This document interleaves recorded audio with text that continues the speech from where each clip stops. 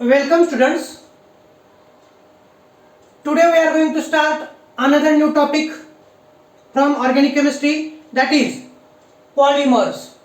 काय पाहायचं आपल्याला तर पॉलिमर्स हा टॉपिक पाहायचा आहे. आता पॉलिमर्स हा टॉपिक पाहत असताना सुरुवातीला टॉपिक सुरू करण्या अगोदर मी काही तुम्हाला पॉलिमरचे एक्झाम्पल देतो. जसं की तुम्हाला ही माहिती आहे पॉलिमर्स म्हणजे काय हे समजायला थोडंसं अवघड असलं तरी एक्झाम्पल दिल्यानंतर लक्षात येतो. ओके, तर पॉलिमर्स काय असतात तर पहा, मी असं म्हणतोय polymers are the macromolecules. Polymers काय असतात तर polymers are the macromolecules which are made up of simple molecules are called as a monomers. त्यांना काय म्हणायचं असतं, मोनोमर्स म्हणायचं असतं.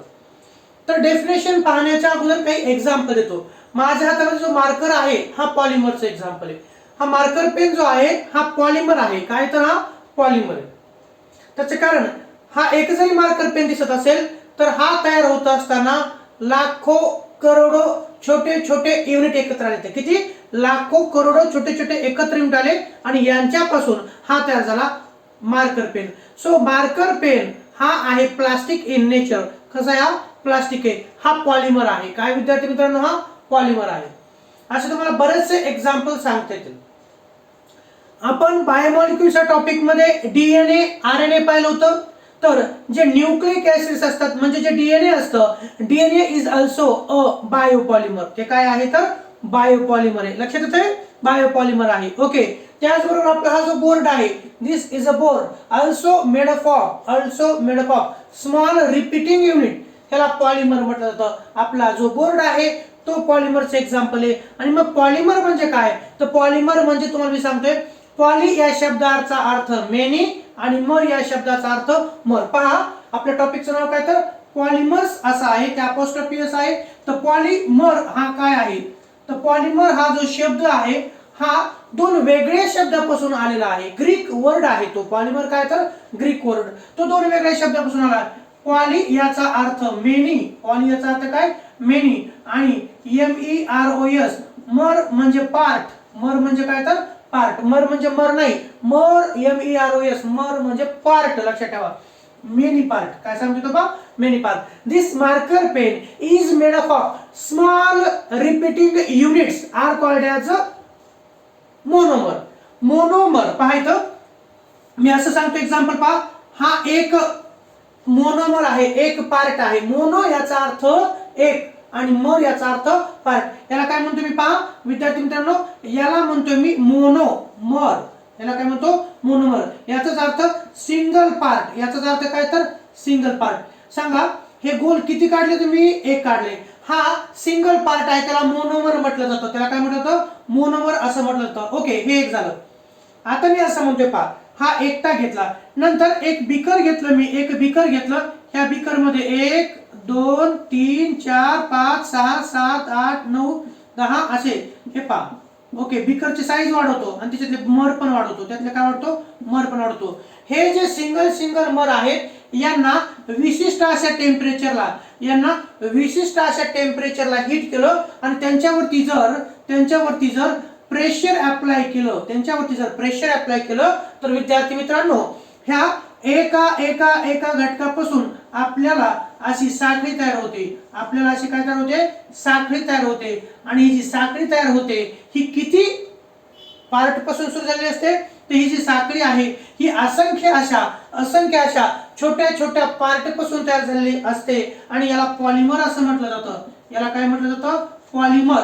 मग पॉलिमर का बरं, ह्याला काय म्हटलं मी, एकटा असेल एकटा त्याला काय म्हणायचं, मोनोमर म्हणायचं, मोनोमर. आणि असे एकटे पार्टिकल एकत्र आले म्हणजे आपण असं म्हणतो छोटे छोटे पार्टिकल्स यांना आपण हीट केलं आणि त्यांच्यावरती जर प्रेशर दिलं तर त्यांच्यापासून लांबलचक अशी साखळी तयार होते.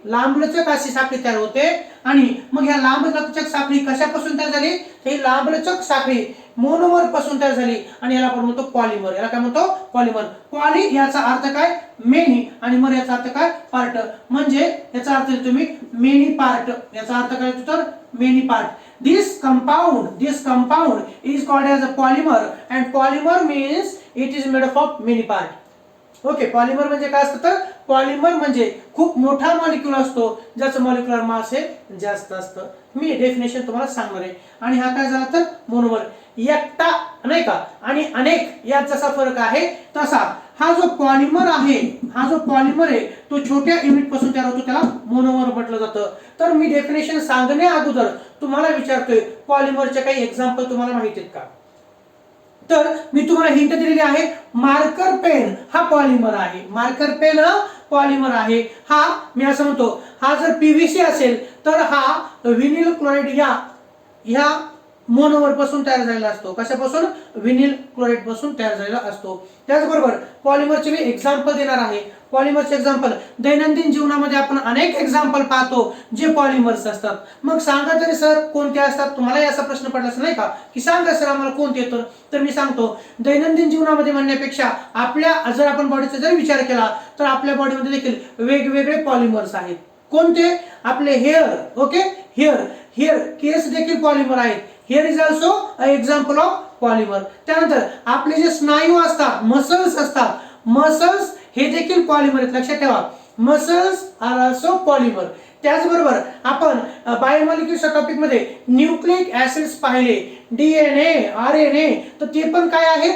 ते पण पॉलिमर्स आहेत. ते काय तर पॉलिमर्स. त्याचबरोबर आपण प्रोटीन्सची स्टडी केली होती. आपल्या लाईफ मध्ये आपली ग्रोथ आणि डेव्हलपमेंट होण्यासाठी, आपल्याला फिट राहण्यासाठी आपल्याला प्रोटीनची आवश्यकता असते. Proteins are the biopolymers of alpha amino acids. माहिती तुम्हाला, एक अल्फा, दुसरा, तिसरा असे अनेक अल्फा अमायनो ऍसिड एकत्र येऊन त्यांच्यापासून काय तयार होतं तर प्रोटीन तयार होतं. म्हणून प्रोटीन हे एक्झाम्पल आहे पॉलिमरचं. हेअर हे एक्झाम्पल आहे पॉलिमरचं.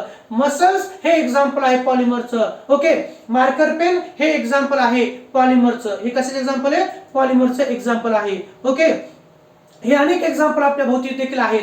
आपण ज्या दैनंदिन गोष्टी वापरत असतो त्या देखील पॉलिमर्स आहेत. तुम्ही म्हणता सर कोणत्या?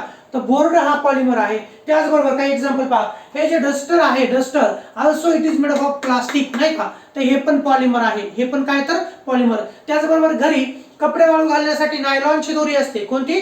नायलॉनची दोरी असते. नायलॉनची दोरी पण काय आहे? पॉलिमर आहे. ओके, आपण केस विचारण्यासाठी जो कंगवा वापरतो, ओके, कॉम्ब, तो कंगवा देखील काय आहे तर polymer. So this is a comb. कंगवा आहे, कंगवा polymer. Duster polymer. Marker pen also polymer. त्याचबरोबर हे जे आहे प्लास्टिक थिंग हे नाही का दिसतं तुम्हाला, वॉटर पॅड आहे. हा काय तर water pad. So it is also a example of polymer. त्याचबरोबर आपल्याला माहिती आहे, आपल्या हेअरला लावण्यासाठी ऑइल, पहा लक्षात घ्या, आपले हेअर पॉलिमर आहेत. ओके, त्याच्यासाठी लागणारे कंगवा पॉलिमर आहे. ओके, तेल ज्या बॉटल मध्ये तेल आहे ही पण काय आहे तर पॉलिमरची बॉटल आहे. ही काय तर पॉलिथिन बॉटल आहे. It is a example of polymer. त्याचबरोबर आणखी बरेचसे एक्झाम्पल, आपण जे असे प्लास्टिक बॉक्स वापरतो हे एक्झाम्पल आहे पॉलिमरचं. हे पॉलिथिन आहे. काय तर हे पॉलिथिन आहे. तुम्हाला प्लास्टिक बॅग माहिती आहेत, कॅरी बॅग माहिती आहे, ज्याच्यावरती बंदी आलेली आहे. ओके, ते काय आहे तर पॉलिमर. ते नॉन बायोडिग्रेडेबल पॉलिमर आहे.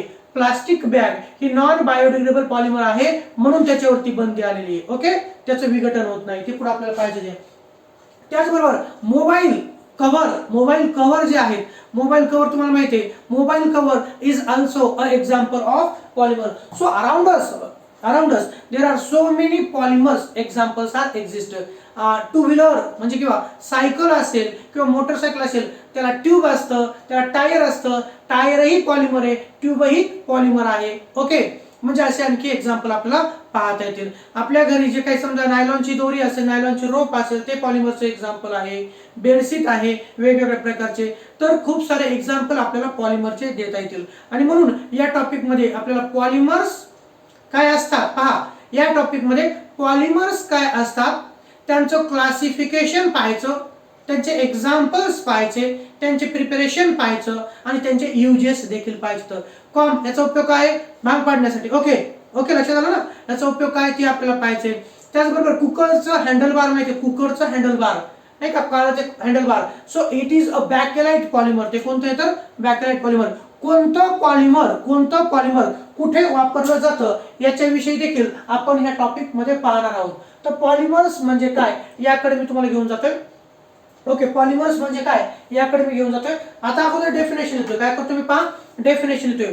पॉलिमर्स काय असतात, पॉलिमर्स काय असतात, तर ते डेफिनेशन जात असताना मी असं एक सांगतो तुम्हाला. पहा, तर आपण असं म्हणूया, हे पहा इथं मी कंटेनर घेतोय असं म्हणतो. काय घेतो इकडे पहा, किंवा इकडे घेतोय कंटेनर. पहा इथं इथं घेतोय कंटेनर, हे कंटेनर घेतोय. ओके, हे काय घेतोय मी, तर कंटेनर घेतो. आणि तुमच्या माहितीसाठी मी असं सांगतोय की हा एक मोनोमर, हा काय घेतला एक, असे आपण लाखो घेऊया. 1 2 3, हे काय घेतो मी, हे कंटेनर घेतलंय किंवा टोपली म्हणा तुम्ही. काय घेतलं आपण, टोपली घेतली. आणि लॅबोरेटरीमध्ये आपण प्रयोग करतो. यात काय करायचंय आपल्याला, 1 2 3 4 असे टाकायचे आहेत. काय टाकायचं आपल्याला, मोनोमर टाकायचे. तर लार्ज नंबर ऑफ मोनोमर टाकायचं. एक घेतला, दुसरा, तिसरा, चौथा, पाचवा, हे काय घेतलं तर मोनोमर्स. आता कशाचे घेतले हे तुम्हाला सांगतो मी, कशाचे घेतले हे तुम्हाला मी सांगतो. चला, मी असं म्हणतो की हे जे तुम्हाला एक एक गोल दिसतो का, एक एक गोल, एक एक गोल म्हणजे सांगतो तुम्हाला मी, ते घेतलं मी CH2 डबल बॉन्ड CH2. काय घेतलं मी,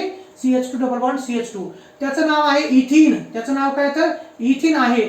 तो मोनोमर आहे, एकटा असेल, एकटा असेल. आणि एक गोल म्हणजे एक मोनोमर. ओके, असे किती घेतले, तर असे आपण भरपूर घेतले. असे आपण काय घेतले, तर भरपूर घेतले. मोजता येते का तुम्हाला, तुम्ही म्हणता सर आम्ही मोजतो. ठीक आहे, मग मी तुम्हाला मोजले न देण्यासाठी काय करतो, तर आणखीन घेतोय. किती घेतले सांगा मला, कोण सांगतं का फिक्स आकडा. मी लार्ज नंबर ऑफ घेतले, लार्ज नंबर ऑफ मोनोमर घेतले. एकटा घेतला का, नाही. एक गोल म्हणजे एक इथिन, एक गोल म्हणजे काय, तर एक इथिन आहे. ओके, चला, त्या घमेल्यामध्ये किंवा त्या कंटेनरमध्ये लार्ज नंबर ऑफ आपण इथिनचे मॉलिक्यूल घेतले.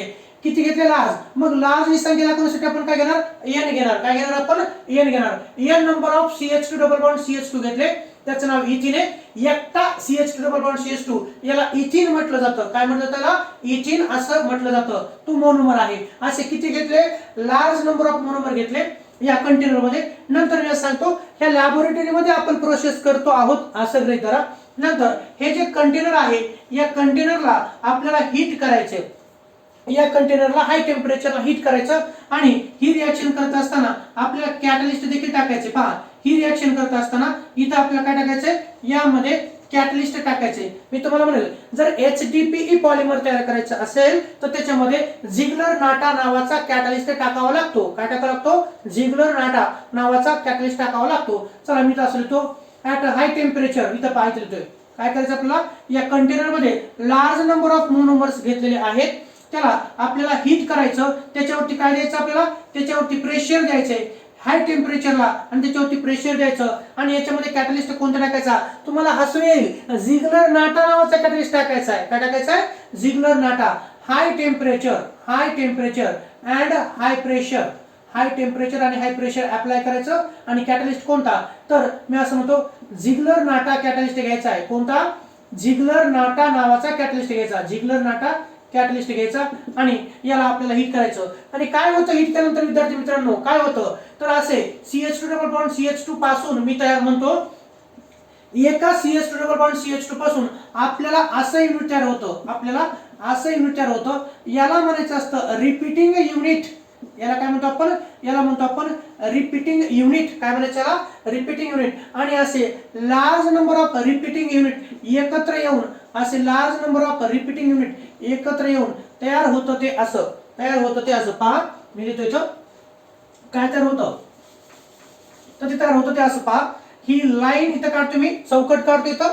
ओके, आणि इथं हे त्याच्यानंतर CH2 आणि इथं bracket, bracket CH2 bracket close. आणि त्याच्या समोर काय लिहिलं मी, n. ह्या n चा अर्थ तुम्हाला मी सांगणार आहे. आता हे पहा, हा काय आहे, CH2 डबल बॉन्ड CH2. काय मी समजून सांगतोय. पहा, ह्या कंटेनर मध्ये आपण काय घेतलं, लार्ज नंबर ऑफ एकटे संख्या खूप प्रचंड प्रमाणात, पण कोणाची, इथिनची. CH2 double bond CH2. एक गोल म्हणजे काय आहे विद्यार्थी मित्रांनो, तर एक गोल म्हणजे एक इथिनचा मॉलिक्यूल. असे किती इथिनचे मॉलिक्यूल घेतले, तर असे n नंबर म्हणजे काय घेतले आपण, लार्ज नंबर ऑफ इथिनचे मॉलिक्यूल घेतले. ओके, लार्ज नंबर ऑफ इथिनचे मॉलिक्यूल घेतले. त्यांना आपण टेम्परेचरला हीट केलं, हाय टेम्परेचरला हीट केलं. आपण त्यांना हाय टेम्परेचरला हीट केलं, त्यांच्यावरती प्रेशर अप्लाय केलं, त्याच्यामध्ये आपण झिग्लर नाटा नावाचा कॅटलिस्ट टाकला. तर एका CH2 डबल बॉन्ड CH2 पासून एक CH2 असं तयार होतं. याला म्हणायचं असतं रिपीटिंग युनिट. याला काय म्हणायचं असतं, रिपीटिंग युनिट. आणि असे large number of repeating unit एका इथिन पासून एक असं आणि असे जर lakh CH2 double bond CH2 असेल तर असे लाख CH2 एकत्र येतील आणि एकाला दुसरं, दुसऱ्याला तिसरं, तिसऱ्याला चौथं, चौथ्याला पाचवं अशा पद्धतीनं ती साखळी काय होईल तर खूप मोठ्या प्रमाणात होईल आणि म्हणून ह्यांना हिट केलं की काय होईल तर याच्यापासून असं हे पहा 1 2 3 असं ही अशी चेन तयार होईल. काय होईल तर ही अशी चेन तयार होईल. तर ही जी लांबलचक चेन तयार झाली हिला काय म्हणायचं, हिला म्हणायचं असतं पॉलीइथिन. याला काय म्हणायचं असतं पॉलीइथिन. जर ह्या कंटेनर मधले मोनोमर्स हे इथिन असतील एकटा असेल तर इथिन आणि लार्ज नंबर ऑफ इथिन असतील तर हा जो प्रोडक्ट असतो याचा अर्थ काय विद्यार्थी मित्रांनो, याचा अर्थ असा होतो, ह्या एनचा अर्थ असा होतो पहा तुमच्या माहितीसाठी, एका इथिन पासून एक रिपीटिंग युनिट. मग मला सांगा 1 लाख इथिन मॉलिक्यूल असतील तर 1 लाख एवढे रिपीटिंग युनिट. पहा एकापासून एक रिपीटिंग युनिट मी जर म्हणत असेल हे असतील 1 लाख, किती असतील हे 1 लाख असतील किंवा तुम्हाला 1 लाख घेतले आपण, मग मला सांगा 1 lakh CH2 double bond CH2 पासून किती मिळतील आपल्याला तर तेवढेच 1 लाख एवढे किती पाहू द्या एक मिनिट, एकक दशक शतक हजार 10,000 lakh. Okay 1 lakh CH2 double bond CH2 पासून 1 लाख एवढे CH2 तयार होतील आणि हे एक याला दुसरं पहा, हे एक याला दुसरं याला तिसरं चौथं पाचवं ही चेन कशी असेल तर कंटिन्यू असेल. म्हणून CH2 बॉन्ड CH2 याच्या पुढे काय तुम्हाला प्रश्न पडला असेल तर याच्या पुढे पुन्हा CH2 double bond CH2 single bond CH2 त्याच्या पुढे CH2 त्याच्या पुढे काय असेल तर हे एकापासून तयार झालं, हे एकापासून हे दुसऱ्यापासून हे पुन्हा CH2 बॉन्ड CH2 आणि हे पुढे काय असेल तर हे बोर्डही संपन आपला बोर्डही संपल लिहिण्याचा तरी ते थांबणार आहे का, थांबणार नाही. 1 लाख इथिन पासून तयार होणारा तो मॉलिक्यूल असेल. ही प्रोसेस कशी असेल तर कंटिन्युअस असेल. म्हणून हे लिहायला जागा राहत नाही. म्हणून काय करतो आपण तर CH2 डबल बॉन्ड CH2 याच्यापासून CH2 सिंगल बॉन्ड CH2 डायव्हॅलेंट हा रिपीटिंग युनिट म्हणजेच मोनोमर आणि असे लार्ज नंबर ऑफ एकत्र येऊन यांच्यापासून लांबलचक साखळी तयार होते. मग ती साखळी लिहायची गरज नसते. CH2 सिंगल बॉन्ड CH2 आणि याच्या भोवती काय लिहिलं त्याच्या पलीकडे आपण N. मग हे काय इंडिकेट करतो ते इंडिकेट करतो ती चेन इकडं पण दूर आहे आणि इकडं पण दूर आहे म्हणजे ती चेन कशी झाली तर ती लांबलचक साखळी झाली, ती लांबलचक चेन झाली. It is called as a polymer, it is a polyethene. मग याचं नाव काय तर याचं नाव पहा कसं येतं, एकटा असेल तर इथिन, लार्ज नंबर असतील तर लार्ज नंबर. ओके म्हणून इथिनचा पासून जे तयार होतं याला म्हणायचं असतं पॉलीइथिन. याला काय म्हणायचं असतं polyethene. This is a made up of large number of ethene molecule, hence it is called as a polyethene. CH2 double bond CH2 याला मोनोमर म्हणायचं आणि CH2 single bond CH2 after bracket N it is called as a polyethene. मग ethene जर monomer असेल तर पॉलीइथिन काय बरं तर पॉलीइथिन म्हणजे पॉलिमर आहे. तो काय आहे तर पॉलिमर. आलं का लक्षात. हे एक्झाम्पल सांगितलं मी, आता डेफिनेशन देणार आहे तुम्हाला. काय देणार आहे तर डेफिनेशन देणार आहे. सगळ्यात महत्त्वाचा प्रश्न माझा तुम्हाला आहे, पॉलिमर कशापासून तयार होतं. पॉलिमर तयार होतं मोनोमर पासून, बरोबर आहे ना. पॉलिमर कशापासून तयार होतं, पॉलिमर तयार होतं मोनोमर पासून. जर मोनोमर नसते तर पॉलिमर तयार होईल का नाही. मग पॉलिमर तयार होतं ते मोनोमर पासून. मोनोमर यांना स्मॉलेस्ट रिपीटिंग युनिट असं म्हटलं जातं. त्यांनाच स्मॉलेस्ट रिपीटिंग युनिट, रिपीट येणारे युनिट यांना रिपीटिंग युनिट असं म्हटलं जातं. कृपया या गोष्टी क्लिअर करून घ्या. मी डेफिनेशन येतोय काय तुम्ही आता पहा डेफिनेशन येतोय. पॉलिमर्स म्हणजे काय आता पहा एक गोष्ट तुमची क्लिअर करतोय. पॉलिमर्स आता मला सांगा CH2 डबल बॉन्ड CH2 किंवा अगोदर डेफिनेशन येतो पॉलिमर्स आर पहा इथं polymers are मॅक्रोमॉलिक्युल्स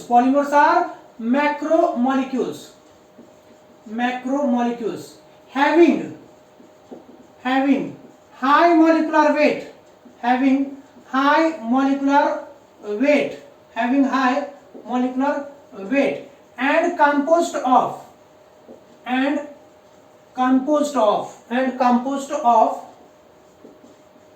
small repeating units called monomers. आता इथे नीट लक्षात घ्या काय म्हटलं तर, इथे नीट लक्षात घ्या. डेफिनेशन काय सांगितली पॉलिमरची. पॉलिमर्स काय असतात? Polymers are macro molecules. Macro या शब्दाचा अर्थ काय? मॅक्रो या शब्दाचा अर्थ काय? लार्ज. कसे असतात ते तर? लार्ज. आता पहा ना, हे एकटे एकटे आल्यानंतर ही साखळी कशी असेल? ही साखळी लांब लचक असेल, ती मोठ्या प्रमाणात असेल. मोठी म्हणजे का? खूप दिसायला मोठी असेल का? ती म्हणतो असं हा कंगवा, ती म्हणतो हा कंगवा कसा लय मोठा आहे का? हा कंगवा मोठा नाही, त्याच्यामध्ये मॉलिक्युलची संख्या असलेली कशी असेल तर खूप जास्त प्रमाणात आहे. लक्षात घ्या, मला सांगायचा उद्देश लक्षात घ्या. हे पॉलिमर आहे, हे made of this is made of large number of smallest repeating unit. म्हणून याला आपण म्हणतो पॉलिमर. ओके, त्याच्यात असलेली जे मॉलिक्युल्स आहेत त्यांची संख्या ही जास्त आहे. Polymers are macro molecules having high molecular weight किंवा हाय मॉलिक्युलर मास असे म्हणू शकता. तुम्ही म्हणता सर मॉलिक्युलर मास कसं जास्त तेही सांगतो. Polymers are macro molecules having high molecular weight and composed of smallest किंवा small repeating units are called as monomers. हे पॉलिमर्स आहेत. हे काय तर? पॉलिमर्स. हे कसे असतील तर खूप मोठ्या प्रमाणात. म्हणून आपण इकडचं काय केलं तर लिहायचं टाळले. हे मोठे असतात. Polymers are the macromolecules. काय डेफिनेशन आहे? Polymers are the macromolecules having high molecular weight and composed of smallest repeating unit called as monomers. याचा अर्थ छोट्या छोट्या मोनोमर पासून तयार होणारा जो पॉलिमर आहे त्याचं मोलार मास हे जास्त असतं आणि ते कशापासून तयार होतं तर ते मोनोमर पासून तयार होतं. मोनोमर याचा अर्थ तुम्हाला मी सांगितलाय. एकटे एकटे पार्ट त्यांना मोनोमर बनायचं आणि एकटे एकटे पार्टपासून जो लांब लचक साखळी तयार होते त्याला पॉलिमर बनायचं असतं. याच्या खाली तुम्ही मोनोमर्स आर आणि मोनोमर्स म्हणजे काय? Monomers are smallest repeating units of polymer. काय असतात पहा? मोनोमर्स काय असतात तर एवढं लक्षात ठेवा. Monomers are smallest repeating units of polymer. ज्यांच्या पासून पॉलिमर तयार होतो त्या पॉलिमरचा छोट्यातला छोटा भाग म्हणजे मोनोमर असतो. काय असतो तर? मोनोमर असतो. ओके, आता पहा डेफिनेशन.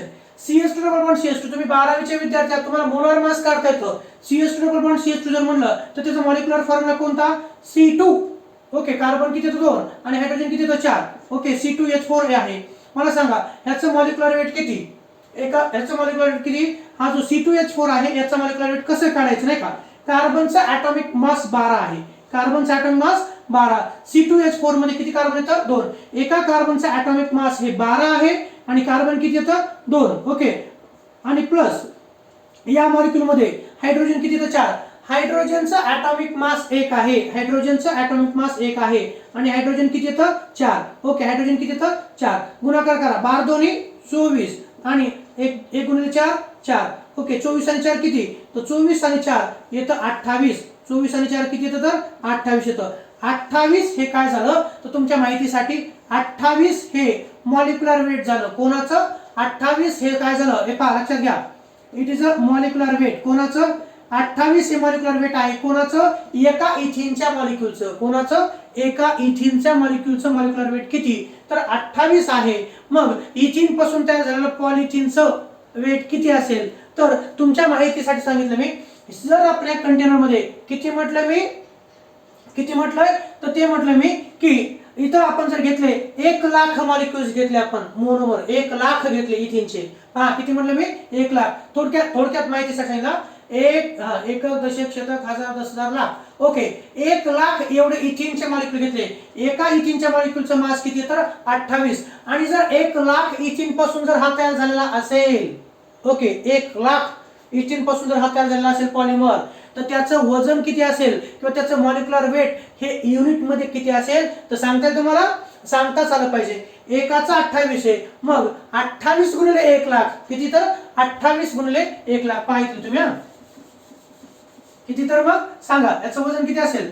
समजा हे 1 लाख हे किती झालं तर हे 1 लाख गुणिले 28 आणि 28 गुणिले 1 लाख नाही का, म्हणजे किती होईल तर 28 लाख. किती तर 28 लाख. आता पाहू द्या बरोबर आलं का तर? एकक दशक शतक हजार 10,000 लाख 10 लाख. ओके, 28 लाख. एकाचं वजन म्हणजे युनिट मध्ये म्हणतोय एका इथिनचं मॉलिक्युलर मास 28 आहे एकट्याचं, आणि पॉलिथिन जर पॉलिथिन 1,00,000 एवढ्या मोनोमर पासून तयार होत असेल तर त्याचं मास किती, तर त्याचं मास आहे 28 लाख. ओके, 28 लाख आपण त्याला म्हणू शकतो. चला 28 लाख आणि किती तर सिंपली 28, सिंपली किती तर हे आहे 28. हे 28 युनिट एवढं आहे आणि हे किती आहे तर 20 लाख युनिट एवढं आहे. मग कोणाचं मास जास्त आहे म्हणा मोनोमरचे. मोनोमरचं आहे का नाही. मोनो म्हणजे सिंगल, मर म्हणजे पार्ट. आपण आताच पाहिले मोनो म्हणजे काय, मोनोमर म्हणजे सिंगल पार्ट आणि पॉलिमर म्हणजे काय तर मेनी पार्ट. तर हा जो मेनी पार्ट आहे याची चेन मोठी असते, याचं मासही कसं असतं, याचं मासही खूप मोठ्या प्रमाणात असतं. मोनोमरचं कसं असतं तर कमी असतं. मग डेफिनेशन लक्षात आहे तुमच्या. डेफिनेशन काय सांगते डेफिनेशन, तर पॉलिमर्स काय असतात, पॉलिमर्स आर द मॅक्रोमॉलिक्युल्स. मग ते दिसायलाच फक्त मोठे असतात का, त्यांचं मॉलिक्युलर मास जास्त असतं आणि ते छोट्या छोट्या युनिट पासून तयार झालेले असतात. डेफिनेशन लक्षात आली.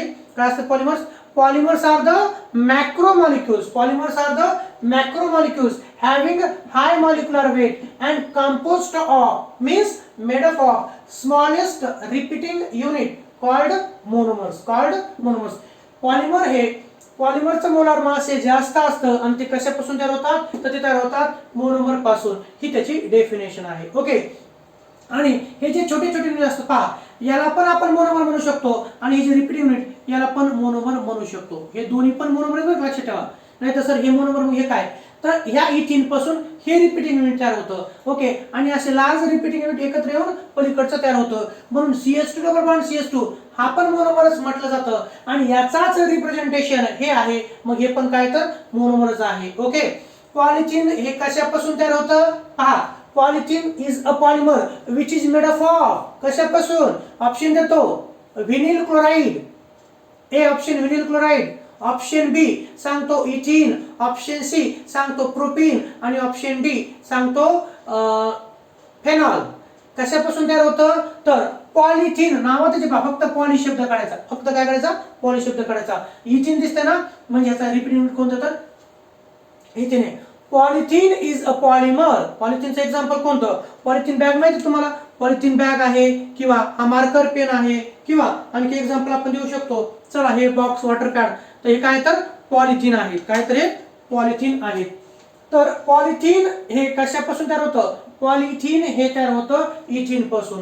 हे झालं पॉलिमर, हे झालं पॉलिमर आणि याला काय म्हणायचं मोनोमर. आणि म्हणून जास्त प्रमाणात पुढे यायची गरज नसते, त्याच्यासाठी शॉर्ट रिप्रेझेंटेशन साठी आपण असं लिहित असतो. Okay, CH2 air number of CH2 double bond CH2 on heating at high temperature and high pressure in the presence of Ziegler-Natta as a catalyst, it gives CH2 single bond CH2 up to after bracket N. It is called as a polyethylene. हे monomer आहे. मोनोमरचं मास हे कमी असतं, एकाचं मास इथं 28 आहे आणि जर 1,00,000 इथिन पासून तयार होत असेल त्याचं मास किती तर 28 लाख एवढं आहे. त्याला आपण म्हणतो पॉलिमर. आलं लक्षात. ओके, तर हे CH2 डबल बॉन्ड CH2 हे पण मोनोमर आणि ह्याला पण काय म्हणतो आपण तर मोनोमर असं म्हणतो. आता पॉलिमरायझेशन किंवा एक्झाम्पल तुम्हाला माहिती होतं, पॉलिमरचे एक्झाम्पल तुम्हाला भरपूर सांगितलं. मार्कर पेन हा पॉलिमर आहे, कंगवा हा पॉलिमर आहे, पॉलिथिन बॅग हे पॉलिमर आहे, ट्यूब टायर म्हणजे सायकल असेल, मोटरसायकल असेल किंवा कार असेल, या सगळ्या वाहनांचे जे टायर्स असतात हे पॉलिमर असतात. स्टिअरिंग असते ते पॉलिमर आहे. आपल्या घरी कुकर आहे, कुकरला हँडल बार आहे, ते पण पॉलिमर आहे. वेगवेगळ्या प्रकारचे पॉलिमरचे एक्झाम्पल आपल्याला माहित आहेत. त्याचबरोबर आपल्या बॉडीमध्ये देखील वेगवेगळे पॉलिमर्स आहेत. हेअर पॉलिमर, नख पण काय येतं पॉलिमर आहेत. हेअर पॉलिमर आहे, नेल पॉलिमर आहे. आपल्या बॉडीमध्ये जे DNA आहेत, DNA पॉलिमर आहेत. प्रोटीन्स आहेत सेलमध्ये, ते पण काय तर पॉलिमर्स आहेत. म्हणून तुम्हाला इथपर्यंत क्लिअर झालं असं मला म्हणायला हरकत नाही. आता हे जे पॉलिथिन आहे हे कशात तयार होतं तर आपण पाहिलं, तुम्हाला थोडक्यात सांगितलं. आपण एक कंटेनर घेतलं, या कंटेनर मध्ये छोटे छोटे छोटे छोटे इथिनचे मॉलिक्यूल घेतले. काय घेतले आपण, छोटे छोटे इथिनचे मॉलिक्यूल घेतले. इथिनचे मॉलिक्यूल घेतले की पॉलिमर तयार होतं का आपोआप, नाही. पॉलिमर तयार होण्यासाठी व्यवस्थित टेम्परेचर म्हणजे स्पेसिफिक टेम्परेचर आणि स्पेसिफिक प्रेशरची देखील तेवढीच गरज असते. म्हणून ही प्रोसेस जी आहे पॉलिमर तयार होण्याच्या प्रोसेसला पॉलिमरायझेशन म्हणायचं असतं. काय म्हणायचं असतं पॉलिमर तयार होण्याच्या प्रोसेसला पॉलिमरायझेशन असं म्हटलं जातं. पहा सांगतो, पॉलिमरायझेशनची डेफिनेशन पहा इथं सांगतोय, तुम्हाला लक्षात राहायचं ठेवायचं आहे. पॉलिमरायझेशन म्हणजे काय सांगा. या कंटेनरमध्ये आपण large number of ethene molecule घेतले, यांना हीट केलं आणि त्यांच्यावरती प्रेशर अप्लाय केलं, त्याचबरोबर त्याच्यामध्ये जिगलर नाटा नावाचा कॅटलिस्ट टाकला. तो काय असतो सर, आम्हाला प्रश्न पडलाय जिगलर नाटा म्हणजे काय. तर जिगलर नाटा म्हणजे काय, TiCl4 टिटॅनियम टेट्राक्लोराइड आणि triethyl C2H5 taken thrice Al triethyl aluminium आणि TiCl4 याला म्हटलं जातं Ziegler Natta catalyst. Ziegler Natta हे सायंटिस्टचं नाव आहे. त्यांनी TiCl4 आणि ट्रायइथिल अॅल्युमिनियम यांचा कॅटलिस्ट म्हणून वापर केला आणि इथिन पासून काय तयार केलं, इथिन पासून पॉलिथिन तयार केलं आणि या प्रोसेसला आपण पॉलिमरायझेशन म्हणतो. पण जिगलर नाटा हा TiCl4 आणि ट्रायइथिल अॅल्युमिनियम म्हणजे जिगलर नाटा असतो. ही प्रोसेस करत असताना त्यांनी कॅटलिस्ट वापरला, जेणेकरून ते जे पॉलिमर होतं ते कडक होतं आणि ते जास्त स्ट्रॉंग असलेलं असतं. ओके, तर पॉलिमरायझेशन म्हणजे काय, मोनोमर पासून पॉलिमर तयार करणं याला पॉलिमरायझेशन म्हणायचं असतं. तर चला मी सांगतोय, the process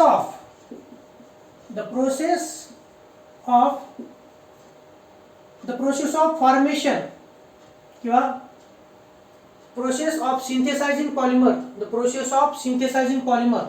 okay, the process of synthesising म्हणजे तयार करणं, synthesising polymer. The process of synthesising polymer is called polymerization. Yes लावा किंवा झेड लावा काय हरकत नाही, पॉलिमरायझेशन. ओके, पॉलिमर तयार करण्याच्या प्रोसेसला काय म्हणायचं, पॉलिमरायझेशन. द प्रोसेस ऑफ कुठे प्रोसेस आपली, the process of synthesising polymer is called as a polymerisation. नंतर आपल्याला पाहायचंय क्लासिफिकेशन ऑफ पॉलिमर्स. नंतर काय पाहायचं आपल्याला, क्लासिफिकेशन ऑफ पॉलिमर्स. त्या अगोदर इथं काही अडचण आहे का ते तुम्ही पाहू शकता. पॉलिमर म्हणजे काय, तर पॉलिमर म्हणजे काय आता इथे तुम्ही पाहू शकता. Polymers are the macromolecules having high molecular weight and composed of smaller repeating units are called as monomers. Okay, हे CH2 डबल बॉन्ड CH2 एकट्याला काय म्हणतो आपण, इथिन, त्याला मोनोमर म्हटलंय. काय म्हटलं आपण, मोनोमर. असे large number of monomer high temperature आणि हाय प्रेशरला in presence of Ziegler Natta देतात. CH2 हे रिपीटिंग युनिट आहे. पॉलिमर मध्ये येणारं सातत्यानं जे युनिट असतं त्याला रिपीटिंग युनिट म्हणायचं. हे रिपीटिंग युनिट आणि एकत्र जर आले, असे जर n number of repeating unit एकत्र आले तर याच्यापासून तयार होतं, आपल्याला माहिती पुढं हे तयार होतं, त्याला आपण म्हणतो पॉलिमर. काय म्हणतो आपण, तर पॉलिमर. म्हणून ज्याला आपण पॉलिमर म्हणजे काय, polymers are the macromolecules having high molecular weight and composed of smallest repeating unit called as a monomers. आणि मोनोमर्स म्हणजे काय असतात, यांना आपण मोनोमर्स म्हणतो. जे पॉलिमर्स तयार होतात त्यांचा जो छोटा घटक असतो ज्यांच्यापासून ते तयार होतात त्यांना मोनोमर म्हणायचं असतं. Okay, the smallest repeating unit, repeat येणार आहे. The smallest repeating unit are called as a monomers. त्यांना काय म्हणतो आपण, तर मोनोमर्स. आणि पॉलिमरायझेशन काय असतं तर तुम्हाला थोडक्यात सांगितलं, लॅबोरेटरीमध्ये मोनोमर्स पासून पॉलिमर तयार केलं जातं, त्या प्रोसेसला पॉलिमरायझेशन असं म्हटलं जातं. The process of synthesising polymer is called as a polymerisation. त्यानंतर पुढचा पॉइंट पाहायचा आहे आपल्याला, तो म्हणजे काय. तुम्ही म्हणता सर एक्झाम्पल द्या. एक्झाम्पल जर द्यायचे असतील तुम्हाला तर मी खूप एक्झाम्पल देतोय. ते पहा, PVC पाईप. कोणता, PVC पाईप. आपण पाणी ट्रान्सफर करण्यासाठी, एका जागेवरचं पाणी दुसऱ्या जागेवर नेण्यासाठी जे PVC पाईप वापरतो, शेतामध्ये पण वापरले जातात आणि आपल्या घरी पण.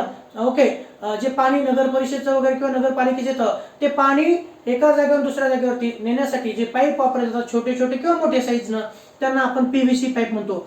पॉलिव्हिनिल क्लोराइड असतात. ते काय असतात ते सांगतो. It is made of vinyl chloride, hence are called as a polyvinyl chloride. PVC pipe असेल, कोणत्या इथं PVC पाईप असेल. त्याचबरोबर नायलॉनची दोरी, तुम्हाला माहिती आहे नायलॉन इज अ पॉलिमर. त्याचबरोबर कुकरला जे हँडल बार असतं, ओके, आता तुम्ही पाहू शकता कुकरला जे हँडल बार असतं, हँडल नाही का, तर ते जे असतं काळ्या कलरचं. So it is made of bakelite. म्हणून एक्झाम्पल देतोय बॅकेलाइट. कोणतं एक्झाम्पल पॉलिमरचं, एक्झाम्पल PVC पाईप देतोय, त्यानंतर नायलॉन रोप देतोय. ओके, त्याचबरोबर बॅकेलाइट देतोय. त्याचबरोबर टॉईज नाही का, टॉईज जे छोटे छोटे मुली असतात म्हणजे लेकरं असतात छोटे छोटे, त्यांची जी खेळणी असते, मग ती सायकल असेल किंवा आणखी काय असेल ते बाहुली वगैरे असेल, तर ते जे टॉईज असतात it is also a example of polymer. ते टॉईज झाले. त्याचबरोबर आणखी काय सांगता येईल तुम्हाला, कॉम्ब, कंगवा घेऊ आपण, कॉम्ब्स घेऊ शकतो. त्याचबरोबर मी तुम्हाला सांगेल एक्झाम्पल कोणते घ्यायचे आपल्याला. आणखीन आपण डीएनए घेऊ शकता. DNA is also polymer. त्याचबरोबर प्रोटीन्स आर ऑल्सो पॉलिमर. ठीक आहे. आणि तुम्हाला एवढंही सांगतो, जे घर बांधकाम करण्यासाठी सिमेंट वापरलं जातं, सिमेंट देखील इनऑर्गॅनिक पॉलिमर आहे. पॉलिमरचे ऑर्गॅनिक आणि इनऑर्गॅनिक असे वेगवेगळे प्रकार आहेत. त्यातलं आपल्याला या टॉपिक मध्ये ऑर्गॅनिक पॉलिमर विषयी पाहायचे. कशाविषयी पाहायचे? ऑर्गॅनिक पॉलिमर म्हणजे कार्बन कंटेनिंग पॉलिमर्स विषयीच आपल्याला इथं पाहायचं आहे. Example of polymers, PVC pipe आहे, नायलॉन आहे, बॅकेलाइट आहे, टॉईज आहे, टॉईज म्हणजे खेळणी, कॉम्ब्स म्हणजे कंगवे, डीएनए, आरएनए, प्रोटीन्स आहेत. ओके. नायलॉनची जाळी असते, नायलॉनची जाळी देखील असते नाही का, ती नेट असते, नायलॉनची साडी असतात, नायलॉनची साडी असतात. त्याचबरोबर जे स्विमिंग सूट असतो तो पण नायलॉनचा असतो. ट्यूब असेल मोटरसायकलचं, टायर असेल मोटरसायकलचं किंवा टू व्हीलर, फोर व्हीलर यांचे टायर्स असतील, हे पण काय आहेत, तर हे पण पॉलिमर्स आहेत. Okay. So next point is our here classification of polymers. काय टाकायचं आपल्याला? Classification of polymers. विद्यार्थी मित्रांनो, हे जे पॉलिमर्स असतात, हे पॉलिमर्स आपल्याला त्याचे प्रकार पाहिजे. तर क्लासिफिकेशन तर मी असं म्हणेल, depending upon various ways polymers are classified by 5 ways. पॉलिमर्सचे 5 वेगवेगळे प्रकारे, 5 वेगवेगळ्या प्रकारे काय करतो आपण, तर क्लासिफाय करतो. पहिलं, डिपेंडिंग अपॉन सोर्स, पॉलिमर कुठून मिळतात त्याच्यानुसार. डिपेंडिंग अपॉन सोर्स पॉलिमरचं आपल्याला पाहायचे. त्यानंतर डिपेंडिंग अपॉन स्ट्रक्चर, पॉलिमरचं स्ट्रक्चर कसं आहे त्यानुसार आपल्याला काही टाइप्स पाहिजे. तर त्यानंतर कोणते फोर्सेस असतात, डिपेंडिंग अपॉन मॉलिक्युलर फोर्सेस, त्यात 4 प्रकार आहेत, तेही आपल्याला पाहिजे. तर त्यानंतर depending upon method of process to prepare polymer, polymer कसे तयार केले जातात त्याच्यानुसार 4था प्रकार. आणि नंतर आहे depending upon growth of polymer. असे 5 वेगवेगळ्या प्रकारे पॉलिमरचं आपल्याला क्लासिफिकेशन पाहिजे. ओके. तर ते क्लासिफिकेशन पाहण्या अगोदर थोडंसं पॉलिमरचे डेफिनेशन तुम्ही पाहू शकता. एकदा हे ओव्हरलुक करा जेणेकरून मला हे मोडता येईल. ओके. तर मी असं म्हणेन, डिपेंडिंग अपॉन सोर्स आपल्याला पॉलिमरचं क्लासिफिकेशन पाहिजे. तर तिथे लिहितो अगोदर, थोडक्यात पहा काय पाहिजे आपल्याला. Classification of polymers. किती प्रकारे, तर 5 वेगवेगळ्या प्रकारे आपण पॉलिमरचं क्लासिफिकेशन पाहतो. त्यातलं नंबर 1 पाहायचे, क्लासिफिकेशन बेस्ड ऑन सोर्स. कशानुसार, तर क्लासिफिकेशन बेस्ड ऑन सोर्स. एवढं लक्षात ठेवा, polymers are classified by 5 ways. किती प्रकारे, 5 प्रकारे. पहिला प्रकार कशावर, डिपेंडिंग अपॉन सोर्स, ते कुठून मिळतात त्याच्यानुसार पाहायचा प्रकार. त्याचबरोबर त्यांच्यामध्ये कोणत्या प्रकारचे स्ट्रक्चर असतात. मी आता मला माहिती आहे, मी सांगू शकतो दिस इज अ लिनियर पॉलिमर. ते कसं आहे, लिनियर पॉलिमर. काही ब्रांच्ड पॉलिमर असतात, तर त्यानुसार स्ट्रक्चरनुसार देखील आपल्याला पॉलिमर पाहायचे. तर दुसरा प्रकार. तिसरा, जे पॉलिमर्स असतात, पॉलिमर्स जसं की तुम्हाला रबर माहिती आहे, रबर बँड, रबर असतं ते. ओके. रबर, तर त्यानुसार देखील आपल्याला टाईप पाहिजे. तर डिपेंडिंग अपॉन मॉलिक्युलर फोर्सेस, त्याच्यात 4 प्रकार आहेत. त्यानंतर कसे तयार केले जातात, डिपेंडिंग अपॉन प्रोसेस ऑफ पॉलिमरायझेशन, तिथेही प्रकार आहेत. आणि त्याचबरोबर डिपेंडिंग अपॉन चेन ग्रोथ, त्याचे देखील प्रकार आहेत. असे 5 वेगवेगळ्या प्रकारे आपल्याला पॉलिमरचं क्लासिफिकेशन पाहायचं. त्या अगोदर नंबर 1 पाहूया. Depending upon the source polymers are classified into 3 types. एक नॅचरल पॉलिमर्स, दुसरं सेमी सिंथेटिक पॉलिमर्स आणि तिसरं सिंथेटिक पॉलिमर्स. ते काय असतं ते आपण पाहूया. अगोदर हे ओव्हरलुक करा जेणेकरून मला ते मोडता येईल.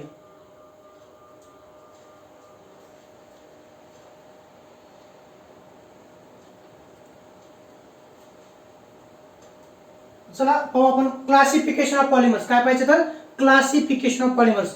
तर पहिला प्रकार त्यातला पाहायचा आहे, classification of polymers based on source. कशानुसार, तर सोर्स, ते कुठून मिळतं त्यानुसार. तर पहा इथं टाकतो मी 1 नंबरचा ए टाकतोय, classification of polymers. Classification of polymers, classification of polymers, classification of polymers based on source.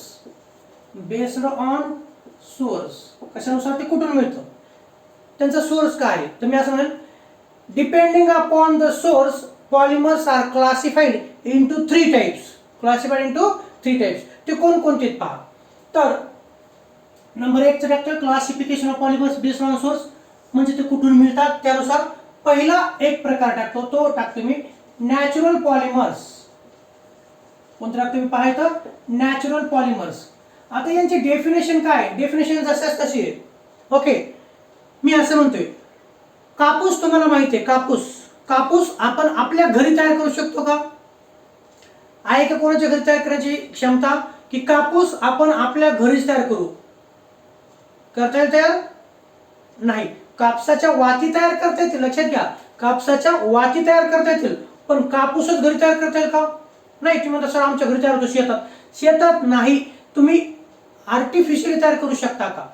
तयार करू शकता का? नाही. मग ते कुठे तयार होतो? तो शेतात तयार होतो. शेतात म्हणजे कशापासून? कापसाच्या झाडापासून तयार होतो. कशापासून तयार होतो? कापसाच्या झाडापासून. मग कापसाचं झाड काय झालं? ते नॅचरल आहे. ते काय तर नॅचरल. तुम्ही म्हणता सर आम्ही आपण लावतो बी, पण उगतं निसर्गामुळं. आणि त्या कापसाच्या बोंडातून निघणारा जो कापूस असतो तो नॅचरल पॉलिमरचं एक्झाम्पल आहे. कशाचे एक्झाम्पल आहे? Natural polymer. त्यानंतर तुम्हाला ती मेंढी माहिती आहे, मेंढीपासून तिचे ते केस काढले जातात, तर आपण मेंढीपासून ते लोकर असतं. काय असतं? लोकर. तर लोकर हे कोणतं एक्झाम्पल आहे? हे पण नॅचरल पॉलिमरचं एक्झाम्पल आहे. कशाचे एक्झाम्पल आहे? नॅचरल पॉलिमरचं एक्झाम्पल आहे. माहिती तुम्हाला? मेंढीपासून तिचे जे केस काढले जातात त्याच्यापासून वेगवेगळे ब्लँकेट म्हणा किंवा घोंगडी म्हणा अशा प्रकारचे सबस्टन्सेस तयार केले जातात. ओके, ते झालं. त्याचबरोबर तुम्हाला बऱ्याच जणांना माहिती असेल रेशीम किडा. काय माहिती असेल तर रेशीम किडा. रेशीम माहिती तुम्हाला? रेशीम ते कसं तयार होतं? तर रेशीम हे किड्यापासून तयार होतो. त्याचा जो सलायवा असतो त्या सलायवापासून ते विणत जातं आणि त्याच्यापासून तयार होतं ते पॉलिमर रेशीम. म्हणजे ते पण काय झालं? ते पण नॅचरल पॉलिमर. मी तुम्हाला 3 एक्झाम्पल सांगितले. कापूस एक एक्झाम्पल, नंतर लोकर दुसरं एक्झाम्पल, आणि त्याचबरोबर रेशीम हे तिसरं एक्झाम्पल. हे निसर्गात आढळतात. कापूस कापसाच्या झाडापासून मिळतो. ओके, सीपच्या दॅट इज म्हणून आपण म्हणू शकतो वूल इज मेड ऑफ किंवा wool is obtained from sheep, मेंढी नाही का तिच्यापासून. आणि silk is obtained from silk worm, नाही का, सिल्क किडा. त्या प्रकारे. So that type of polymers are called as a natural polymers. मग त्याची डेफिनेशन काय असेल? डेफिनेशन सोपी आहे. The polymers which are obtained from the nature किंवा natural sources are called as a natural polymers. Okay, मग ते प्लांट पासून असतील किंवा ॲनिमल पासून असतील. ओके, पहिला प्रकार पहा, थोडक्यात येतो. त्याची definition, the polymers which are obtained. पूर्ण डेफिनेशन याची गरज नाही वाटत मला. द पॉलिमर्स एक्झाम्पल्स टाका असं वाटतं मला. The polymers which are obtained from natural sources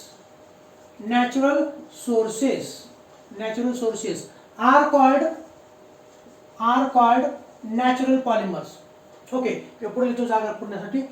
The polymers which are obtained from natural sources, that is plants or animals are called natural polymers. त्यांनाच काय म्हणतो आपण? तर नॅचरल पॉलिमर्स असं म्हणतो. पहा, the polymers which are obtained from, कुठून? The polymers which are obtained from natural sources, that is plants or animals are called as a natural polymers.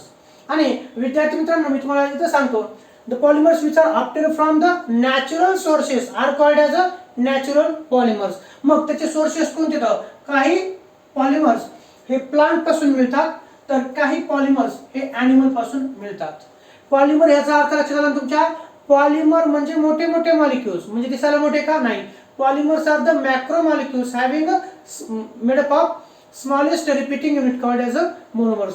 तर एक्झाम्पल पाहताना कापूस हे पण पॉलिमर आहे, सिल्क हे पण पॉलिमर आहे, ऊल हे पण पॉलिमर आहे. ओके, तर चला मी असं म्हणतो, the polymers which are obtained from natural sources, that is plants or animals, are called as a natural polymers. These are further classified into two types. These are further classified into two types. कोणते? एक आहे त्यातला म्हणजे असं लिहितो तुम्ही, these are of two types. These are of two types. These are of two types. एक कोणता? एक आहे प्लांट पॉलिमर्स. एका काय म्हणायचं? Plant polymers. का म्हणायचं प्लांट पॉलिमर्स? त्याचं कारण प्लांट पॉलिमर्स म्हणजे कोणते? एक्झाम्पल देतो. प्लांट पॉलिमर्सचे एक्झाम्पल कोणते? तर example number 1, cotton is obtained from. Plant पॉलिमर्सचे एक्झाम्पल कोणते देतो पहा. तर प्लांट पॉलिमर्सचे एक्झाम्पल देतो. कॉटन माहिती आहे तुम्हाला, सेल्युलोज नाही का, सेल्युलोज कॉटन. तर आपण असं म्हणू शकतो cellulose that is cotton. Cellulose त्याला काय म्हणतो आपण? तर cellulose that is cotton. That is cotton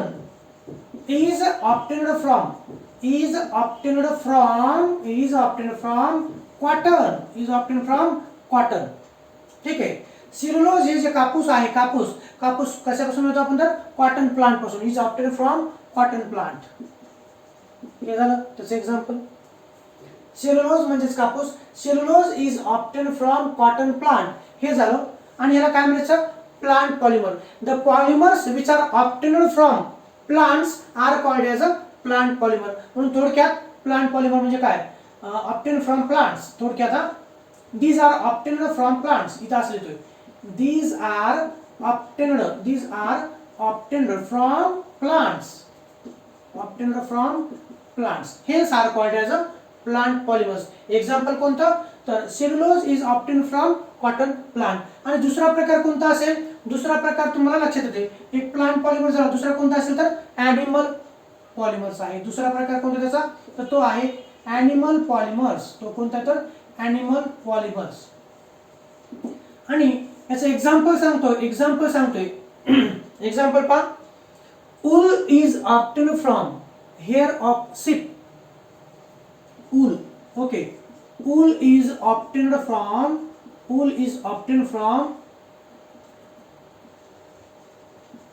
hair of ship.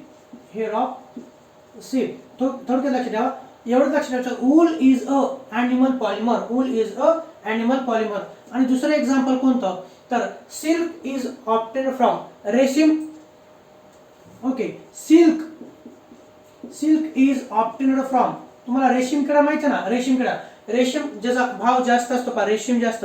रेशीमचे कपडे खूप महाग असतात. रेशीमचे कपडे कसे असतात? खूप महाग असतात. Silk is obtained from that is called as a silk worm. त्याला काय म्हणतो आपण? Silk worm. रेशीम किडा, सिल्क वर्म. हे तुम्हाला कुठे ना कुठे झालेलं असेल. Silk is obtained from silk worm. म्हणजे आपण म्हणू शकतो the polymers which are obtained from animals are called as animal polymers. त्याला काय म्हणतो आपण? Animal polymers. याची डेफिनेशन these are obtained काय म्हणतो पहा? these are obtained from animals. तुमच्या माहितीसाठी एवढं आणखी सांगायचे. ॲनिमल पॉलिमर्स हे जे असतात these are called as protein polymers. हे प्रोटीन पासून तयार करतात. त्यांचं स्वतःचं काय वापरतात ते? सॉरी. तर जी मेंढी असेल तिचे जे हेअर आहेत, हेअर तयार करण्यासाठी काय असतं किंवा हेअर मध्ये काय असतं? तर प्रोटीन. तर wool is a protein polymer, silk is a protein polymer. म्हणून मी असं म्हणेल की animal polymers are protein polymers. काय तो पाहिजे मुद्दा विच तुम्हाला एमसीक्यू साठी येऊ शकतं. Which of the following is a protein polymer? तर ॲनिमल पॉलिमर सर्व, मग ते वूल असेल, ते सिल्क असेल किंवा आणखी कोणता असेल, it is a polymer of protein. म्हणून ॲनिमल पॉलिमर्स असे तुम्ही animal polymers are protein polymers. ते कसे असतात? तर प्रोटीन पॉलिमर्स असतात. Animal polymers are protein polymers. Okay. हा झाला पहिला प्रकार नॅचरल पॉलिमरचा. नंतर आपण पाहूया आता दुसरे पॉलिमर. आता कोणते पाहायचे आपल्याला? दुसरे पॉलिमर पाहायचे. तर एक झाला नॅचरल पॉलिमर, दुसरा आहे सेमी सिंथेटिक पॉलिमर. कोणता आहे? तर सेमी सिंथेटिक. नावात लक्षात घ्या, सेमी सिंथेटिक पॉलिमर्स. दुसरा प्रकार कोणता आहे? तर तो आहे सेमी सिंथेटिक पॉलिमर्स. कोणता आहे? तर सेमी सिंथेटिक पॉलिमर. आता सेमी याचा अर्थ तुम्हाला माहिती आहे. सेमी याचा अर्थ अर्ध. अर्ध ऑलरेडी असतं, अर्ध त्याच्यावरती ट्रीटमेंट करावं लागते. एक्झाम्पल सांगतो, सेमी सिंथेटिक पॉलिमर्स. तर पहा विद्यार्थी मित्रांनो, सांगतो तुम्हाला मी. तुम्हाला माहिती कापूस असतो असा, ओके, कापूस, कॉटन, सगळ्यांना माहिती, सगळे शेतकरी बंधूचे आपण म्हणजे शेतकरी आहोत सर्व, ठीक आहे. हे काय आहे, तर हा आहे कॉटन. काय हा, तर कॉटन आहे, कापूस आहे. मला सांगा, कापसाचा जो धागा आहे तो जर ओढला तो काय होतो, तो तुटतो. तो काय होतो, तुटतो. नॅचरल पॉलिमर, मी काय सांगतो आता, सेमी सिंथेटिक पॉलिमर पाहिजे. नॅचरल पॉलिमर म्हणजे काय, the polymer which is obtain from natural sources. मग ते प्लांट पासून असतील किंवा अॅनिमल पासून असतील, ते कमकुवत असतात. ते कसे असतात, ते इझिली ब्रेकडाऊन होतात, ते तुटतात. ते कसे असतात, तर तुटतात. म्हणून मला असं म्हणायचंय, नॅचरल पॉलिमर्स यांची डेन्सिटी कशी असते, यांची डेन्सिटी आणि टेन्साइल स्ट्रेंथ, यांची डेन्सिटी आणि टेन्साइल स्ट्रेंथ, आणि त्याचबरोबर त्यांचा अपीअरन्स, डेन्सिटी आणि टेन्साइल स्ट्रेंथ हे वीक असतं. हे कसं असतं, तर वीक. मग वीक म्हणजे काय, कापसाचा धागा जो आहे, कापूस तुम्ही घ्या, कापूस एक बोंड घ्या, ते फुटलेला कापूस, आणि ते असं ओढा, असं जर ओढलं की त्याचे काय होतं, तर तुकडे होतात. त्याचे काय होतं, तर ते जर ओढलं आपण इकडून एकानं तर काय होतं, लगेच त्याचे ब्रेकडाऊन होते, त्याचे तुकडे होतात. म्हणजे त्याचा स्ट्रेंथ हा कमी असतो.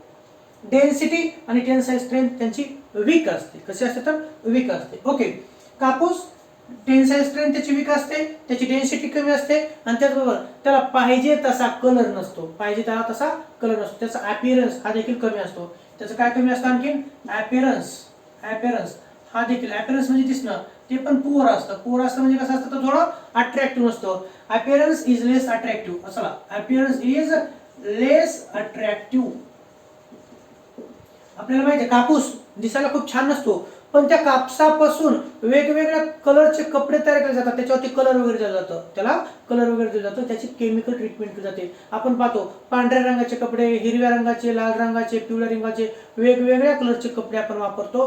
तर ते कापसावरती केलेली ट्रीटमेंट असते. ते सेमी सिंथेटिक पॉलिमर असतात. काय असतात, ते सेमी सिंथेटिक पॉलिमर्स. तर मला ते समजून सांगायचे, सेमी सिंथेटिक पॉलिमर्स म्हणजे काय, तर निसर्गात आढळणारे जे पॉलिमर असतात ते वीक असतात, ते लवकर तुटतात, ते दिसायला छान नसतात. पण मी असं म्हणतो, हे जे कॉटन आहे, हेच कॉटन आपण जर घेतलं लॅबोरेटरीमध्ये, म्हणजे केमिकल इंडस्ट्रीमध्ये सांगतोय, केमिकल इंडस्ट्रीमध्ये, हा जो कापसाचा बोळा आहे, हा जो कापूस आहे, या कापसामध्ये आपल्याला ऍड करायचे असतात केमिकल्स. काय ऍड करायचे असतात, तर केमिकल्स. हे कॉटन म्हणजे काय आहे, तर cotton is nothing but it is a cellulose. Cotton म्हणजे काय असतं, त्याच्यात सेल्युलोज असतं. म्हणजे त्याचा फॉर्म्युला C6H10O5 टेकन एन असतो. C6H10O5 टेकन एन हे सेल्युलोज म्हणजे कापूस असतो. या सेल्युलोज सोबत केमिकल्स ऍड करायचे असतात. काय करायचे असतात, केमिकल्स ऍड करायचे असतात. का ऍड करायचे असतात, त्याचं कारण सांगतो. नॅचरल पॉलिमरची डेन्सिटी कमी असते, डेन्सिटी ही कमी असते, ती डेन्सिटी वाढवण्यासाठी. त्याचबरोबर त्यांची टेन्साइल स्ट्रेंथ ओढलं की तुटतं, पण त्याच्यात केमिकल टाकलं आणि त्याला जर मजबूत केलं ते तुटत नाही. तुम्हाला पतंगाचा मांजा दोरा माहित असेल पहा, दोरा पतंगाचा, ओके, पतंग असतात त्याला दोरा असतो, ओके, हा दोरा तो मांजा प्रकारचा असतो. म्हणजे काय, त्या दोरा कापसापासून तयार झालेला असतो, त्याला केमिकल लावलं जातं आणि मग ते दोरा कडक होतो आणि तो दोरा तुटत नाही. So it is a semi synthetic polymer. It is a semi synthetic polymer. काय घेतलं, कापूस घेतला, त्याच्यात केमिकल टाकलं, कापूस घेऊन केमिकल टाकलं, त्याच्यापासून दोरा तयार केला, तो दोरा तुटत नाही, ओके, मग ते झालं सेमी सिंथेटिक पॉलिमर. ते काय झालं, सेमी सिंथेटिक पॉलिमर. म्हणून मी असं म्हणतो, एक्झाम्पल पहा, सेमी सिंथेटिक पॉलिमरची डेफिनेशन काय, तर naturally polymers which are chemically treated are called as a semi synthetic polymers. Okay, त्याची डेफिनेशन काय लिहितात आपल्याला, the natural polymers which are treated with chemicals are called as a semi synthetic polymers. त्याला आपण म्हणतो semi synthetic polymers. when naturally polymers किंवा when natural polymers are treated with some chemicals to change their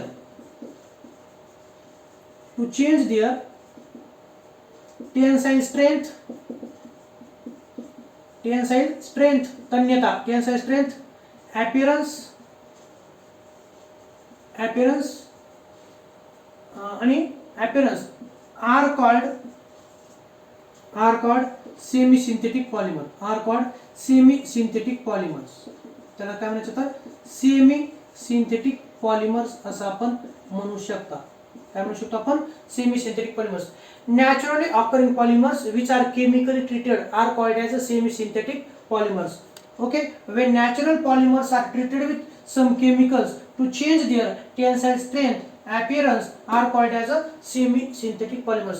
natural polymers म्हणजे कापूस आहे, कापसाची treatment chemical सोबत केली तर ते नवीन जे तयार होतं कापूस आणि केमिकल यांच्यापासून, याला म्हणायचं असतं सेमी सिंथेटिक पॉलिमर. याला काय म्हणायचं असतं?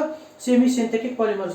म्हणून मी सांगतोय कापूस उद्योग जे असतात आणि त्या कापूस उद्योगापासून जी सुतगिरणी असते तर कापड तयार करत असताना या केमिकल प्रोसेसचा उपयोग केला जातो. वेगवेगळे कलर हे देखील कपड्याला दिले जातात. तर ते एक्झाम्पल कशाचं आहे? सेमी सिंथेटिक पॉलिमरचे. मग त्याचे एक्झाम्पल कोणते? तर चला एक्झाम्पल सांगतो. Cellulose acetate rayon. Cellulose acetate rayon. Example लक्षात ठेवा. असेटेट ओके रेयॉन हे त्याचे एक्झाम्पल आहे. म्हणजे सेल्युलोज सोबत केमिकलची ट्रीटमेंट केली की सेल्युलोज असेटेट रेयॉन नावाचं पॉलिमर तयार होतं. Cellulose acetate rayon. त्यानंतर मी म्हणेल सेल्युलोज विस्कस रेयॉन. आता हे एक्झाम्पल आहेत हा. एक्झाम्पल येतं सेल्युलोज विस्कस रेयॉन आहे. तिसरं एक्झाम्पल, हे दुसरं झालं. तिसरं एक्झाम्पल क्युप्रा अमोनियम. याला असले तुम्ही cellulose cupro ammonium silk. Cellulose किंवा आपण त्याला लिहू शकतो हे जे सिल्क असतं सिल्क सोबत क्युप्रा अमोनियम म्हणजेच क्युप्रस सल्फेट आणि अमोनियम क्लोराईड वापरलं जातं. त्याच्यापासून तयार होतं क्युप्रा अमोनियम सिल्क. इथे मी क्युप्रा अमोनियम सिल्क हे पण कशाचं एक्झाम्पल आहे? तर हे पण एक्झाम्पल आहे ते सेमी सिंथेटिक पॉलिमरचं. नॅचरल पॉलिमरला जर केमिकल सोबत ट्रीट केलं तर तयार होणारे जे पॉलिमर्स असतात त्यांना सेमी सिंथेटिक पॉलिमर म्हणायचं असतं. आणि नॅचरल पॉलिमर्स म्हणजे हे ओरिजिनल पॉलिमर्स हे वीक असतात. हे कसे असतात? नॅचरल पॉलिमर्स यांची टेन्साईल स्ट्रेंथ म्हणजे ते लवकर तुटतात, ते दिसायला एवढे अट्रॅक्टिव्ह दिसत नाहीत, त्याचबरोबर त्यांची डेन्सिटी कमी असते आणि म्हणून ती डेन्सिटी वाढवण्यासाठी, त्यांची तन्यता वाढवण्यासाठी आणि त्यांना स्ट्रॉंग आणि चांगलं दिसण्यासाठी केमिकल वापरलं जातं. आणि तयार होणारे जे पॉलिमर्स असतात त्यांना सेमी सिंथेटिक पॉलिमर्स असं म्हटलं जातं. एक्झाम्पल कोणते? तर सेल्युलोज असेटेट रेयॉन म्हणजे कापसासोबत केमिकल ट्रीट करून जे तयार होतं नवीन त्याला सेल्युलोज असेटेट रेयॉन म्हटलं जातं. केमिकलच्या कॉम्बिनेशननुसार वेगवेगळे त्यांना नाव येतं. पहिलं सेल्युलोज असेटेट रेयॉन, दुसरं सेल्युलोज विस्कस रेयॉन, तिसरं क्युप्रा अमोनियम सिल्क. हे कृपया एक्झाम्पल तुम्ही लक्षात ठेवायचे आहे. ओके. आणि मी असे म्हणेल हे जे ओरिजिनल पॉलिमर्स असतात, नॅचरल पॉलिमर हे कसे येतं? नॅचरल पॉलिमर्स यांना आपण ओरिजिनल पॉलिमर्स देखील म्हणू शकतो. कोणते? Original polymers. तर हे जे ओरिजिनल पॉलिमर्स असतात हे वीक असतात. प्रोटीन लगेच तुटतं नाही का, डीएनए लगेच तुटतं, कापूस ते लगेच तुटतं, किंवा मी सांगेल झाडाचं पान हे देखील लवकर तुटतं नाही का, तुटतं ते. पण यांची ट्रीटमेंट जर केमिकल सोबत केली तर मात्र त्यांच्या तुटण्यामध्ये फरक होतो. तुम्हाला साधं सांगितलं, कापसापासून तयार केलेला साधा दोरा घ्या. साधा दोरा काय म्हणतो मी तुम्हाला? साधा दोरा जो आहे, सिंपल टॅग आपण म्हणू शकतो. सिंपल टॅग काय म्हणतो त्याला?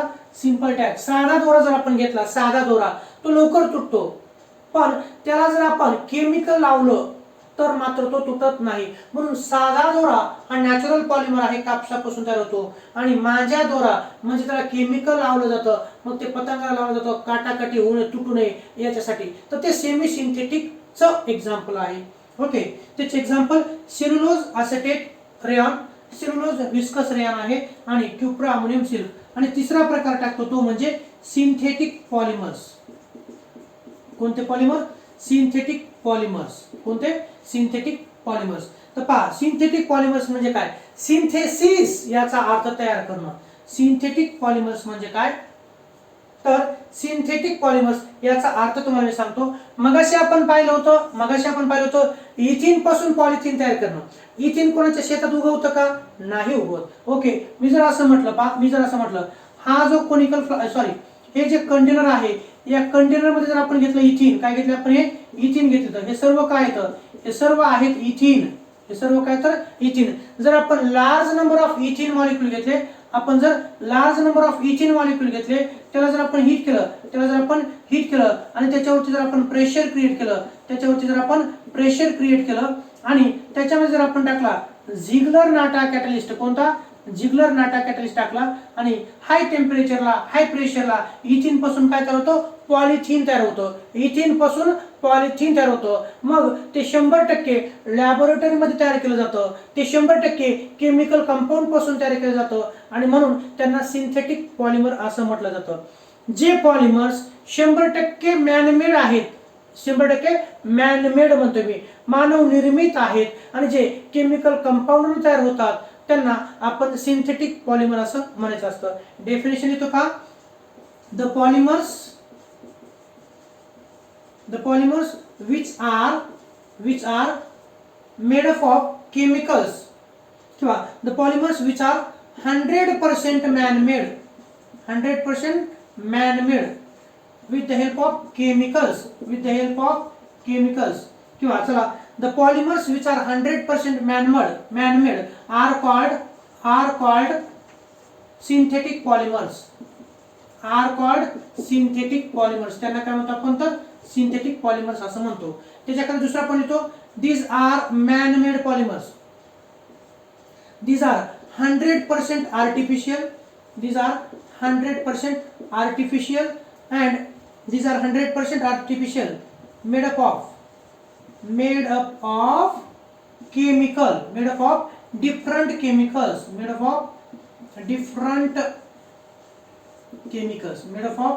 different chemicals are called as a synthetic polymers. तुम्ही म्हणता सर आम्हाला एक्झाम्पल द्या, तुम्हाला एक्झाम्पल द्यायचं, हा मार्कर पेन कोणाच्या शेतात उगवतो का, नाही. कोणत्या झाडाला येतो का, नाही. ओके, तर हा 100% लॅबोरेटरीमध्ये तयार केलेला आहे, 100% इंडस्ट्रीमध्ये तयार केलेला आहे.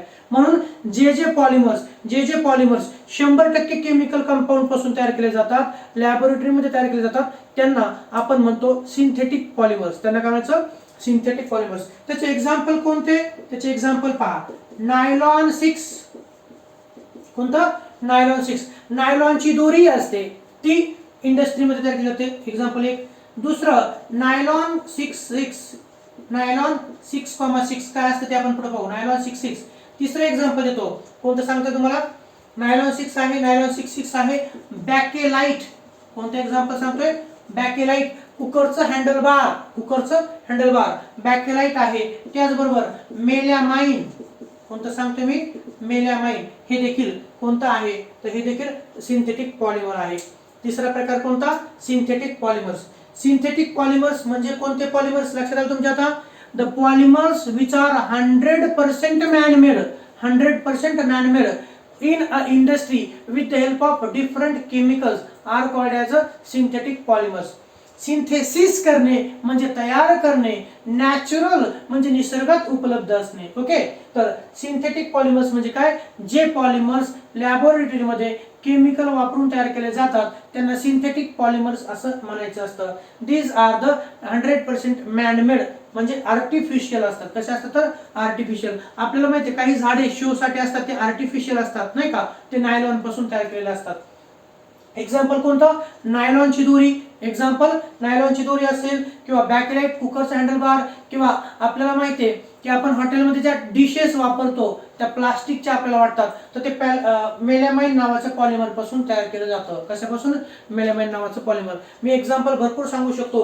टेरिलिन, कोणतं एक्झाम्पल घेऊ शकतो, टेरिलिन 5 नंबरचे घेऊ शकतो, टेरिलिन घेऊ शकतो, पॉलिस्टर घेऊ शकतो. टेरिलिनचे कपडे असतात नाही का, टेरिलिनचा शूट असतो. तर हे सर्व सिंथेटिक पॉलिमर्स आहेत. हे कोणते तर सिंथेटिक पॉलिमर्स आहेत. ते कसे तयार केले जातात ते आपल्याला पुढे पाहायचं आहे. तर हा मुद्दा पाहिला आपण, classification of polymers depending upon, किंवा आपण म्हणू शकतो polymers are classified by 5 ways. Out of that today we are discuss about natural, that is depending upon source. कशावर पाहिलं आपण तर, depending upon source. Classification of polymers based on source. Polymers कुठून मिळतात त्याच्यानुसार आपण पाहिले पॉलिमरचे 3 प्रकार. कोणते कोणते? तर पहिला नॅचरल पॉलिमर्स. नॅचरल पॉलिमर्स म्हणजे काय? The polymers which are obtained either from plants or animals are called as a natural polymers. त्यातही 2 प्रकार. These are of 2 types. कोणते? Plant polymers. जे पॉलिमर प्लांट पासून मिळतात त्यांना प्लांट पॉलिमर म्हणायचं. ते कोणते आहेत? तर आपल्याला माहिती आहे, कॉटन असेल म्हणजे सेल्युलोज असेल किंवा ते आपण म्हणू शकतो लिनेन. दुसरं एक एक्झाम्पल सांगतो कळायचं. तर दुसरं एक्झाम्पल त्याचं आहे लिनेन.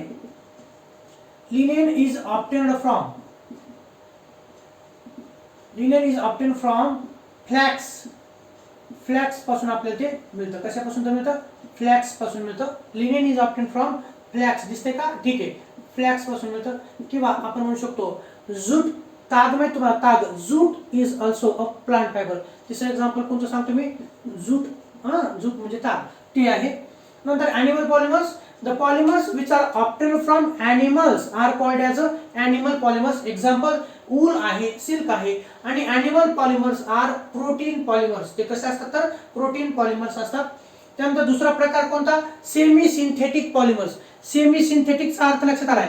जे पॉलिमर्स नॅचरली असतात पण त्यांची ड्युरेबिलिटी म्हणजे त्यांचं दिसणं चांगलं नसतं, त्यांचं टेन्साइल स्ट्रेंथ चांगली नसते, आणि म्हणून ओरिजिनल पॉलिमरची ज्या ज्यावेळेस केमिकल सोबत ट्रीटमेंट केली जाते आणि त्याची टेन्साइल स्ट्रेंथ म्हणजे काठिण्यता वाढली जाते, त्याचा ॲपिअरन्स चांगलं दिसतं, याला आपण म्हणतो सेमी सिंथेटिक पॉलिमर. निसर्गात असणारे पॉलिमर्स यांच्यावरती केमिकलची ट्रीटमेंट केल्यानंतर तयार होणारे नवीन पॉलिमर्स यांना सेमी सिंथेटिक पॉलिमर असं म्हणायचं असतं. 50-50 निसर्गातही आढळतात आणि केमिकलही ट्रीटमेंट करतो, म्हणून हे कसे? तर 50-50 सेमी सिंथेटिक पॉलिमर्स. एक्झाम्पल माहिती तर cellulose acetate rayon, okay, viscose rayon, cupra ammonium silk हे त्याचे एक्झाम्पल आहेत. नंतर सिंथेटिक पॉलिमर्स.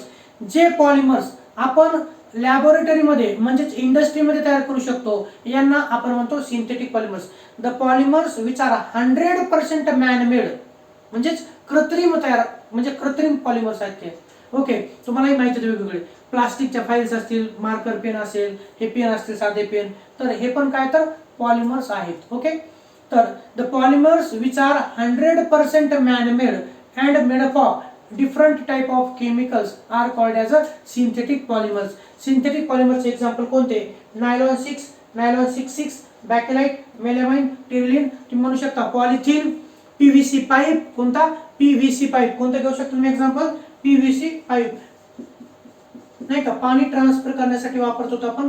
पीव्हीसी पाईप असेल, पॉलिव्हिनिल क्लोराईड असेल, वेगवेगळे एक्झाम्पल आपण इथं घेऊ शकतो. ओके, तर हे झालं इंट्रोडक्शन ऑफ पॉलिमर आणि त्यानंतर पहिला classification. Okay, remaining part we will continue in next lecture. So thank you so much for today. Okay, एकदा हे पाहून घ्या.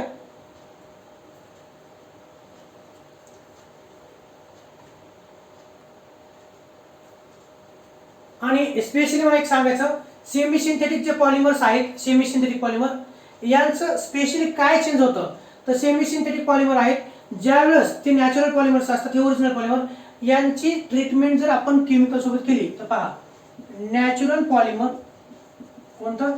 नॅचरल पॉलिमरची ट्रीटमेंट जर आपण केमिकल सोबत जर केली तर त्या नॅचरल पॉलिमरचं काय? तर त्याचं टेन्साइल स्ट्रेंथ आणि लस्चर चेंज होतं. लस्चर म्हणजे चकाकी. मी त्याला अपीअरन्स म्हटलेलं इथं काय म्हटलं तर मी अगोदर अपीअरन्स. अपीअरन्स या शब्दाचा अर्थ मी इथं सांगतो. लस्चर ते छान प्रकारे दिसण्यासाठी आपण प्रयत्न करतो, त्याची टेन्साइल स्ट्रेंथ आणि लस्चर हे चेंज होतं. ओके, नॅचरल पॉलिमरची ट्रीटमेंट जर केमिकल सोबत जर केली तर त्या नॅचरल पॉलिमरचं टेन्साइल स्ट्रेंथ आणि त्याचबरोबर त्याचं काय चेंज होतं? लस्चर. आणि म्हणून ते ओरिजिनल पॉलिमर म्हणजे नॅचरल पॉलिमर पेक्षाही अट्रॅक्टिव्ह कोणतं दिसतं? तर सेमी सिंथेटिक पॉलिमर दिसतं. कृपया एवढी एक नोंद घ्या. Okay, so thank you so much for today. हे पहा.